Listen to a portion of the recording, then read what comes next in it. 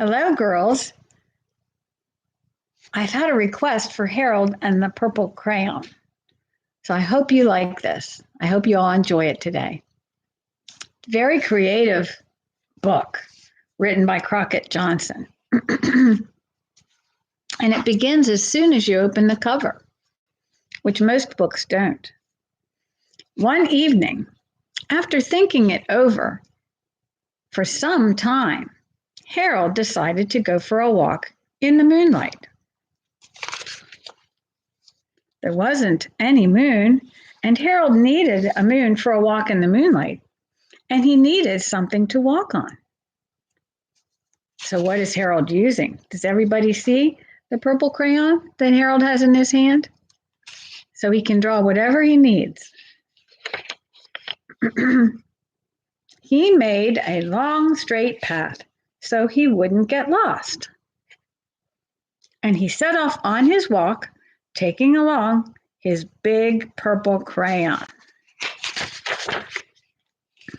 But he didn't seem to be getting anywhere on the long straight path.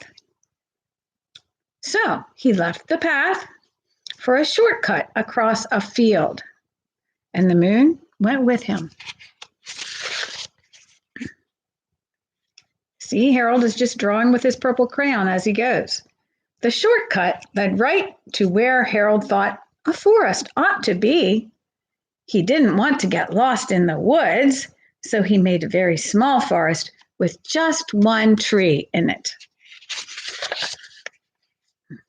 It turned out to be an apple tree.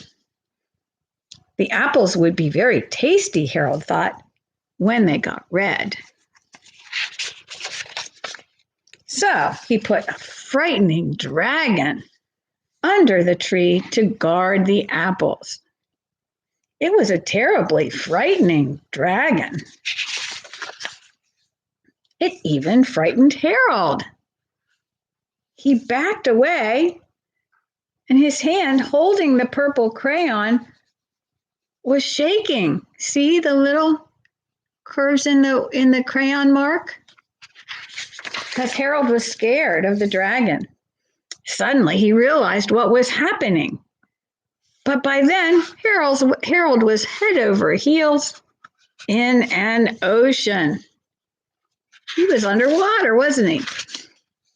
He came up thinking fast, and in no time he was climbing aboard a little boat.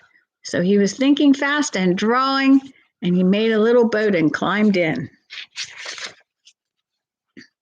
He quickly set sail, and the moon sailed along with him. After he had sailed long enough, Harold made land without too much trouble. So he just drew the land, didn't he? He stepped ashore on the beach, wondering where he was. The sandy beach reminded Harold of picnics, and the thought of picnics made him hungry. So he laid out a nice, simple picnic lunch. There was nothing but pie, but there were all 9 kinds of pie that Harold liked best. When Harold finished his picnic, there was quite a lot left. He hated to see so much delicious pie go to waste. So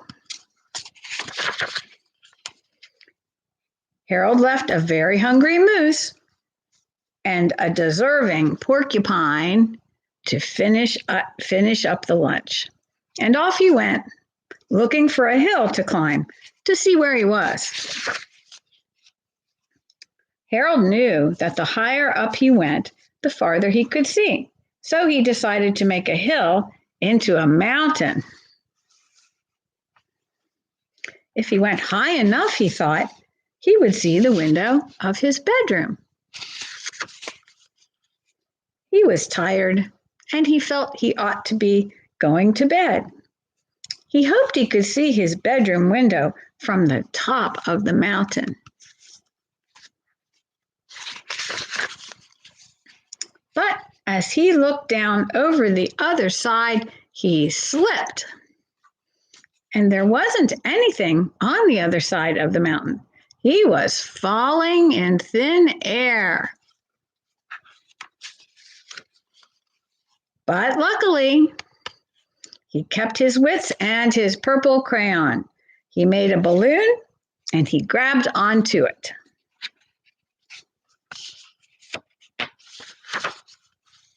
And he made a basket under the balloon, enough to stand in.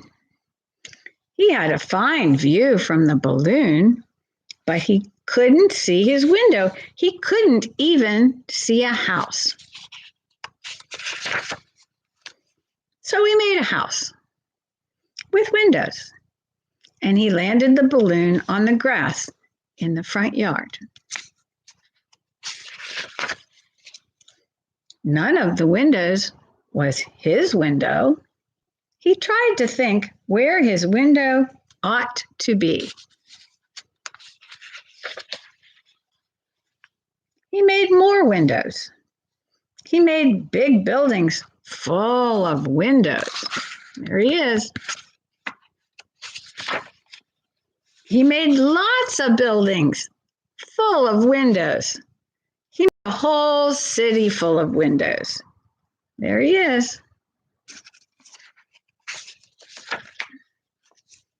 But none of the windows was his window. He couldn't think where it might be. He decided to ask a policeman. The policeman pointed the way Harold was going anyway. But Harold thanked him. And he walked along with the moon, wishing he was in his room and in bed. Then suddenly Harold remembered. He remembered where his bedroom window was when there was a moon. It was always right around the moon. His window was right around the moon. And then Harold made his bed. He got in it and drew up the covers. The purple crayon dropped from his hand to the floor, and Harold dropped off to sleep. Hope you enjoyed the book. Love you.